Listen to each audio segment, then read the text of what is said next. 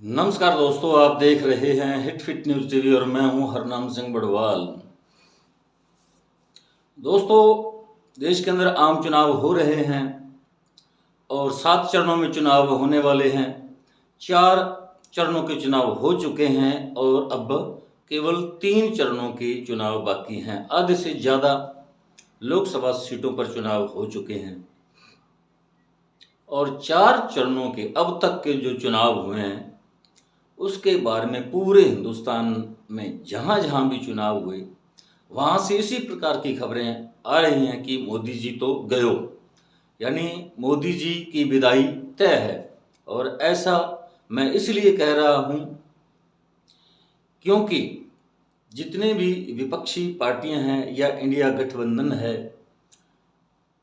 उनके द्वारा जो सटीक सर्वे किए गए हैं उनसे लग रहा है कि मोदी जी की विदाई, भाजपा की विदाई तय है।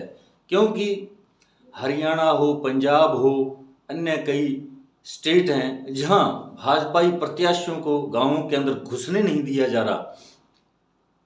किसान लोग, मजदूर लोग और मध्यम वर्ग के व्यापारीगण भाजपा से बिल्कुल खफा है और गरीब लोग, SC ST वाले तो हैं ही, क्योंकि भाजपा के कुछ नेताओं ने ऐसी बातें की कि अगर 400 पार सीटें भाजपा को मिलती हैं तो संविधान को बदल दिया जाएगा। लेकिन उससे पहले जिस प्रकार की 10 सालों के अंदर भाजपा सरकार ने कार्रवाइयां की, उनकी जो कार्यशैली रही, SC ST के विरुद्ध जिस प्रकार अत्याचार बढ़ा, महिला सुरक्षा गारंटी देने वाले मोदी जी जब मणिपुर के अंदर 2 निर्वस्त्र महिलाओं को सरेआम बाजार में घुमाया जाता है, मोदी जी की जुबान से उफ तक नहीं निकलती, एक शब्द तक नहीं निकलता।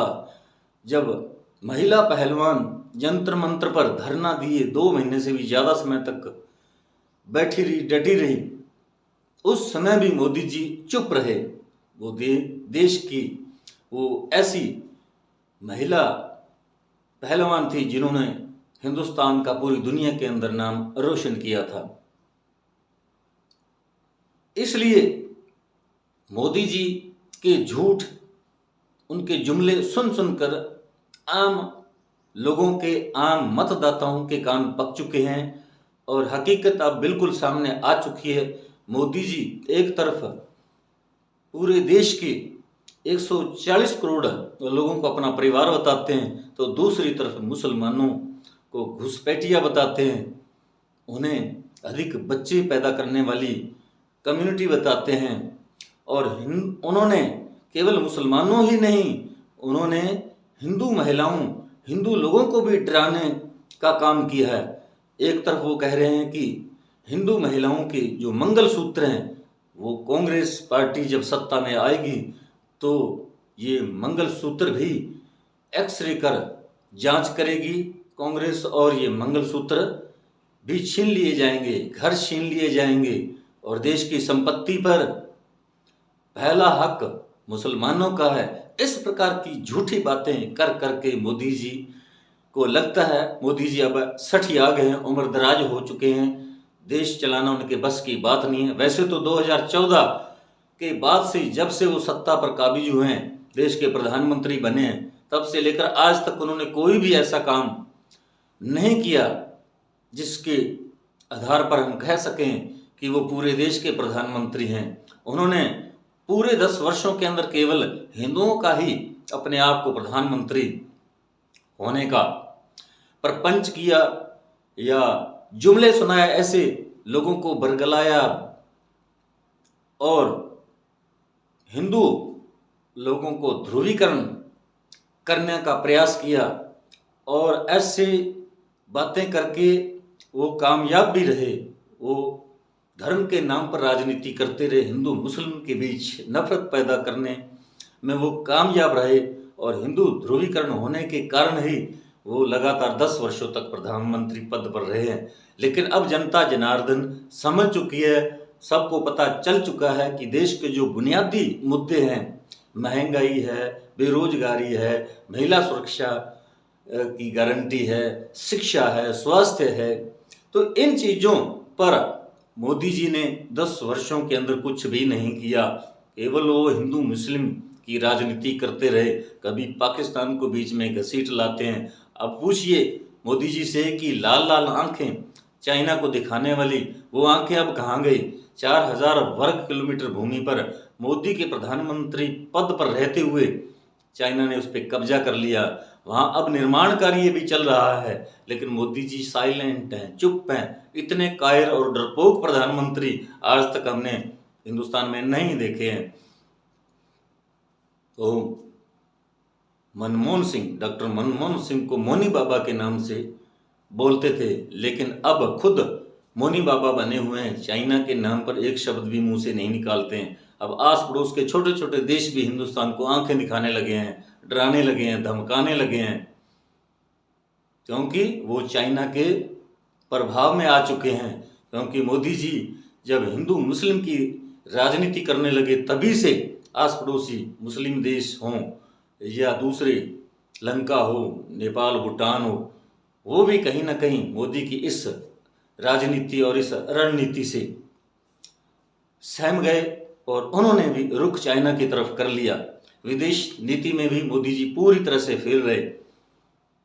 उनके पीछे एक एजेंडा था, एक झूठा प्रचार था, गोदी मीडिया उसके साथ था, और उन्होंने अपने आप को विश्व गुरु, देश को विश्व गुरु और बताया कि देश का पूरी दुनिया के अंदर डंका बज रहा है। लेकिन हकीकत इससे कहीं दूर दूर तक नजर नहीं आती। सच्चाई इसमें बिल्कुल कुछ भी नहीं है।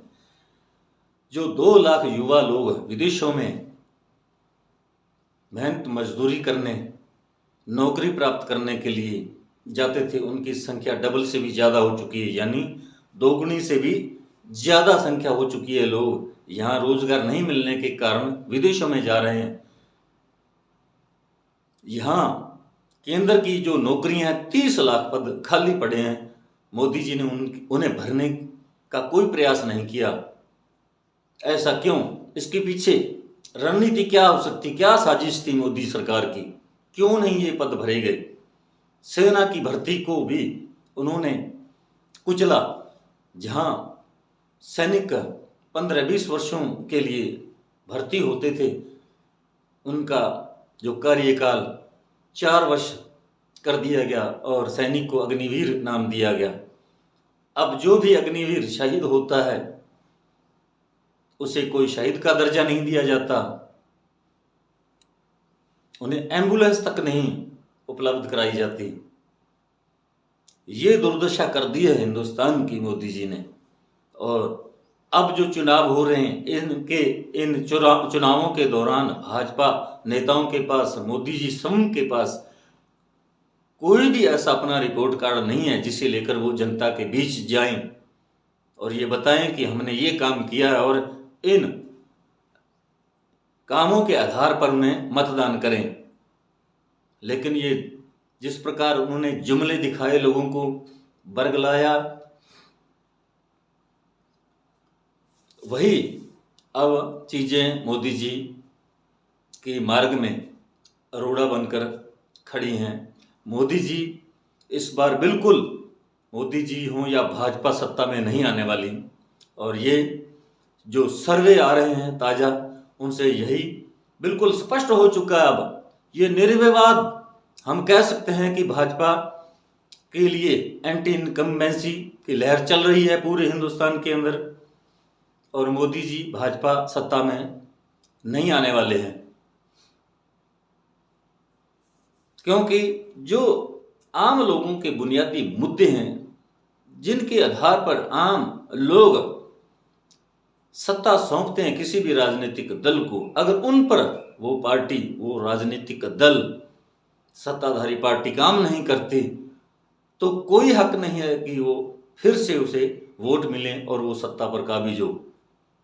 मोदी जी बिल्कुल वास्तव में उनकी जो बौखलाहट है, उनके मंचों से जो भाषण वो जनता को, जन सभाओं को, रैलियों को संबोधित कर रहे हैं और वो बोल रहे हैं, तो उनके भाषणों से पता चल रहा है कि मोदी जी अपनी ही बात को किसी दूसरे मंच से उसके विरुद्ध यानी विरोधाभासी बातें कर रहे हैं। विरोधाभासी कहीं कुछ बोलते हैं और दूसरी जगह उसके बिल्कुल विरुद्ध बोल रहे हैं। उन्हें खुद को ही पता नहीं कि मैं क्या क्या कह रहा हूँ। तो इसलिए अब आम लोगों के अंदर ये चर्चा चल रही है कि मोदी जी वास्तव में सठी आ गए हैं, बुढ़ापे का असर उन पे आ चुका है और वो रिटायर होने के लायक हैं। अब जैसा कि वो कहा करते थे कि अजी हम तो फकीर हैं, झोला उठाकर कभी चल लेंगे, तो अब उनका झोला उठाकर चलने का समय आ चुका है और वे अपने आप को फकीर बताते हैं। ये बिल्कुल सरासर झूठ और जुमला था और आज तक 10 वर्षों में उन्होंने जुमले ही सुनाए, लोगों को बरगलाया, लोगों को मूर्ख बनाया। उन्होंने शिक्षा पर आज तक कुछ नहीं किया। जो सरकारी आंकड़े उन्हीं से पता चल रहा है कि कम से कम 60,000 ऐसे स्कूल हैं जो सरकारी स्कूल थे जिनके अंदर आम अनुसूचित जनजाति, अनुसूचित जाति, पिछड़े वर्ग के लोगों के बच्चे पढ़ने जाते थे। वो सरकारी स्कूल 60,000 से भी अधिक संख्या कम हो चुकी है। इसके पीछे भाजपा की क्या साजिश हो सकती है कि यानी आम जो अनुसूचित जाति यानी दलित वर्ग हैं उनके बच्चे पढ़कर शिक्षित न हो जाएं और अपने अधिकारों के प्रति वो जागरूक न हो जाएं। अगर वो जागरूक हो जाएंगे तो वो अपने अधिकारों के लिए लड़ेंगे, आंदोलन करेंगे, वो अपनी हिस्सेदारी, भागीदारी, सत्ता में, नौकरियों में, हर जगह वो मांग करेंगे। इसलिए उन दलित लोगों के लिए जो शिक्षा केंद्र हैं, सरकारी स्कूल हैं, विद्यालय हैं, उन्हें बंद कर दिया गया है और प्राइवेटाइजेशन यानी निजीकरण कर दिया गया शिक्षा का। और वो इतनी महंगी कि वहाँ जो दलित वर्ग के लोग हैं, गरीब लोगों के बच्चे हैं, ओबीसी वर्ग के बच्चे हैं, पिछड़ा वर्ग के लोग हैं, वो पढ़ नहीं सकते। पढ़ाई जो है, शिक्षा इतनी महंगी हो चुकी है। मोदी जी ने स्वास्थ्य के लिए भी कुछ नहीं किया। उन्होंने एम्स के झूठे वादे किए, शिलान्यास जगह जगह की चुनावों के दौरान, लेकिन वहां तक कोई आज तक भवन खड़ा नहीं हुआ, कोई बिल्डिंग नहीं बनी। वो केवल कागजी आदेश बनकर ही रह गए हैं। उन पर जमीनी तौर पर कोई काम नहीं हुआ और ऐसे लाखों उदाहरण हैं सामने आम लोगों के बीच। इसी प्रकार की चर्चा है और वोट जो दिया जाता है वो इन्हीं बुनियादी मुद्दों के आधार पर दिया जाता है। और इस बार का चुनाव जो है वो मुद्दों पर लड़ा जा रहा है। महंगाई है, बेरोजगारी है, शिक्षा है, स्वास्थ्य है, इन चीज़ों पर चुनाव लड़ा जा रहा है। और मैं विपक्ष को इस बात के लिए दाद देता हूं कि उन्होंने भाजपा को इसी बात में पीछे बैकफुट पर ला दिया है कि चुनाव इस पर लड़ा जाएगा तो वो मुद्दों पर लड़ा जाएगा, धर्म पर नहीं लड़ा जाएगा। लोगों को मूर्ख नहीं बनाया जा सकता। जो बुनियादी मुद्दे हैं, महंगाई है, सबसे बड़ी जो मुद्दा है महंगाई और बेरोजगारी है, इन पर भाजपा को आना ही पड़ेगा। और यही कारण है कि भाजपाई नेताओं और सम प्रधानमंत्री के पास महंगाई और बेरोजगारी के मुद्दे पर कोई जवाब नहीं है। और इसी बात को लेकर आम मतदाता भाजपा से बिल्कुल खफा है, भाजपा से नाराज है और भाजपा के विरुद्ध मतदान कर रहा है। इसलिए ये बात बिल्कुल स्पष्ट हो चुकी, क्लियर हो चुकी कि भाजपा इस बार हैट्रिक नहीं लगा सकती। भाजपा जो है 150 सीटों तक ही सिमट कर रह जाएगी, ऐसा अनुमान है विपक्ष का। और इसमें सच्चाई नज़र भी आ रही है, क्योंकि जहाँ भी मोदी जी या भाजपाई नेताओं की रैलियां होती हैं वहाँ जो जनसमूह होता है वो किराए पर, भाड़े के लोग इकट्ठे किए जाते हैं। और ऐसी बात जो है वो अमेठी से सामने आ चुकी है। जैसा कि पत्रकार राघव त्रिवेदी के साथ भाजपा कार्यकर्ताओं ने मारपीट की थी, क्योंकि उन्होंने सच दिखाने की कोशिश की। उन्होंने वीडियो बनाई थी उन लोगों की, उन महिलाओं की जो कह रही थी कि हमें 100 रुपये देने का वादा किया था प्रधान जी ने और वो हमें यहाँ लेकर आए। और सब जगह इसी प्रकार के हालात हैं भाजपा के।